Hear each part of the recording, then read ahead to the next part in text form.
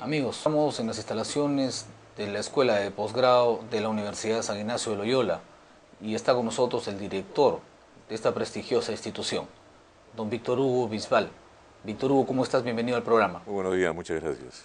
Me gustaría que nos des tu idea, tu concepto de lo que es el emprendedor. Bueno, en una organización como la nuestra, en que somos emprendedores, que formamos emprendedores, el concepto lo tenemos muy claro.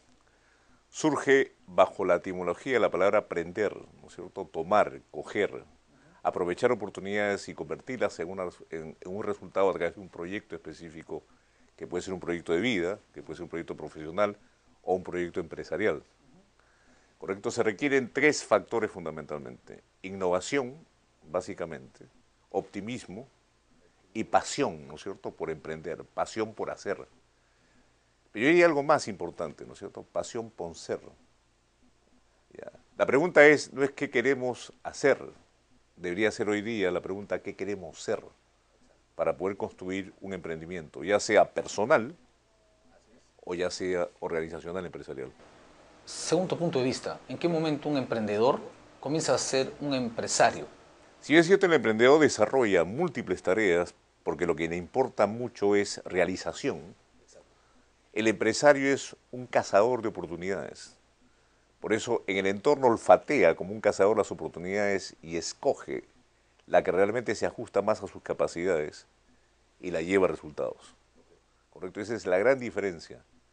Resultados para el empresario y para el cual la estructuración de una organización lo lleva justamente a reconocer el lucro como medio para el crecimiento, como medio para desarrollar, como medio para seguir avanzando, ¿correcto? En su organización, en su proyecto empresarial.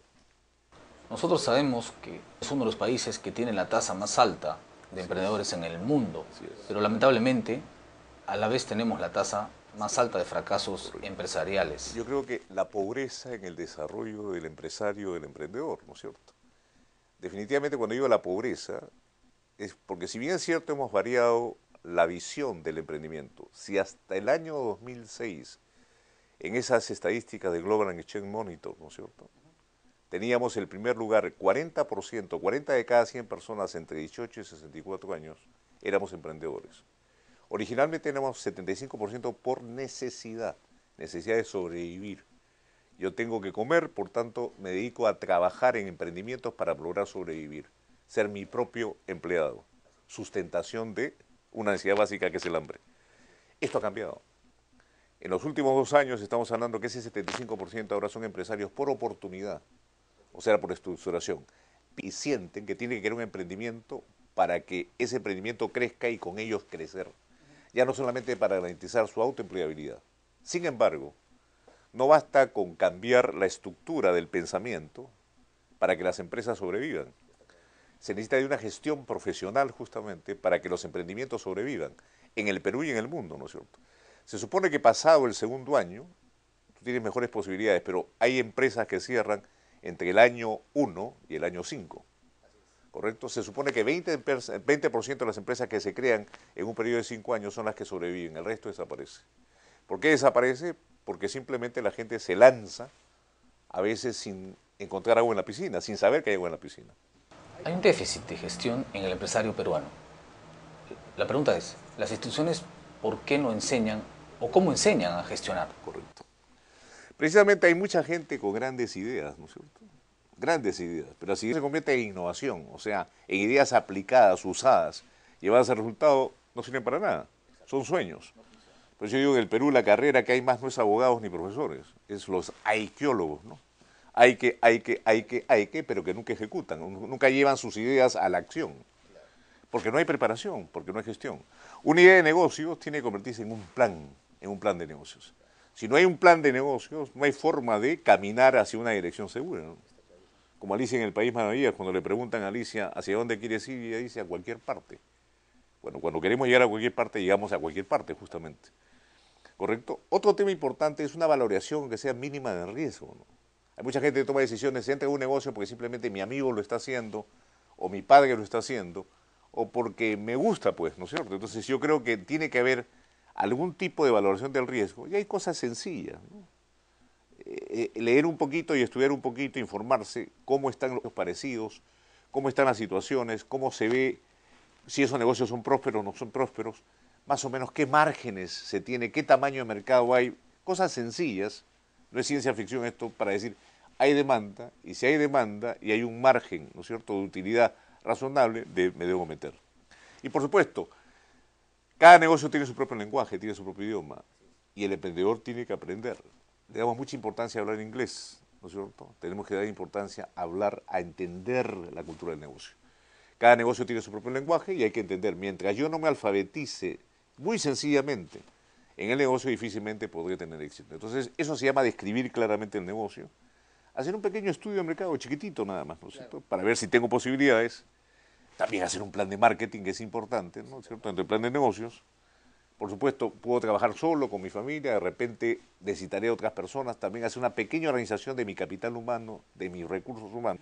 ¿Y cómo están mis finanzas, no es cierto? De repente tengo pocos recursos, pero si tengo pocos recursos propios, soy sujeto de crédito ante el banco, hay facilidades hoy día y hay recursos para que los proyectos sean realidad, ¿no es cierto? Y hay otros aspectos que son formales, que podemos discutir, que son aspectos legales, crear la empresa, etcétera, que ya son cuestiones burocráticas, de trámites normales de formalización de las empresas. Otro tema importante que se discute mucho en lo que es el Ejecutivo, o lo que va a ser el Ejecutivo del siglo XXI, el liderazgo. Nosotros consideramos acá en la escuela que el liderazgo ya dejó de ser una función solamente de aquel que dirige, del dueño, de la cabeza, del gerente general. Nosotros consideramos el liderazgo una función y una competencia genérica de todos, en todos los niveles de la organización. Necesitamos trabajar en equipo, necesitamos tener sinergias, conectarnos con la gente, porque solos no lo podemos hacer, ¿no es cierto? Entonces, en ese sentido, hay que tener un liderazgo en todos sus niveles. Y si cuando uno genera una pequeña empresa, que es un nuevo proyecto, uno lo hace todo. Claro, es el primer paso. Correcto, es el primer paso. Pero conforme uno va avanzando en la organización, y yo siempre he dicho que el mismo esfuerzo para hacer una empresa pequeña es el mismo esfuerzo para hacer una empresa grande. Y algo más importante, cuando creamos algo, hay que desde el nacimiento ser diferente. Porque si somos iguales a todos, ¿por qué nos van a elegir? ¿No es cierto? ¿Por qué nos van a comprar? La diferenciación en servicio, en precios, en calidad o en todo ello, es lo que permite que la gente opte por mis productos, por mis servicios o no. Por tanto, el factor de diferenciación, el factor de unicidad, ser único y diferente, es fundamental. Entonces, así como el empresario, que es una persona, viene al mundo con huellas digitales diferentes para ser diferente, lo que crea y cómo lo cree también tiene que ser diferente. Tiene que dar ese factor que permita justamente decir, yo opto por ti y no opto por otro, ¿no es cierto? Un ejemplo concreto para terminar, porque no quiero quitarle más tiempo. Decimos que no podemos competir con China en tejidos en los Estados Unidos. Eso puede ser verdad, pero vayamos a moda. En vez de ir a commodities, donde evidentemente ellos tienen más costos mucho más bajos y volumen de producción. Básicamente mano de obra. Así es. Entonces vayamos a la calidad de la mano de obra, a la calidad de la confección, a la calidad de la fibra y hagamos diseño. Y generemos moda realmente que tiene un margen mucho más alto, que no está controlado como los commodities y que necesitamos menores volúmenes para satisfacer las amplias necesidades del mercado. Esa es una forma de hacerlo. Es cuestión de imaginación, innovación y arte, por supuesto, creatividad. Ok. Bien, Víctor Hugo, te agradezco mucho por la presencia en el programa y espero volver a conversar pronto contigo. Es un verdadero placer tenerte acá y esta es tu casa. Muchas gracias. Okay.